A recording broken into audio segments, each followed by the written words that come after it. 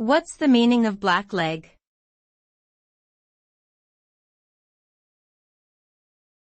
Blackleg.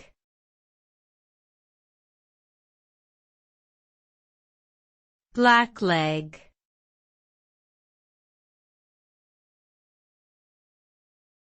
Blackleg.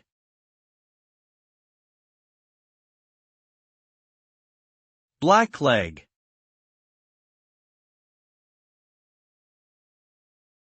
The term blackleg refers to someone who crosses a picket line during a labor strike and works against the striking workers. This behavior is generally frowned upon within unionized environments as it undermines the collective power of the workers and can extend the duration of the strike. Employers may sometimes hire blacklegs in order to break the strike and put pressure on the striking workers to return to work. However, this practice is often met with resistance from the striking workers and their supporters, and can have long-term negative impacts on workplace morale and labor relations.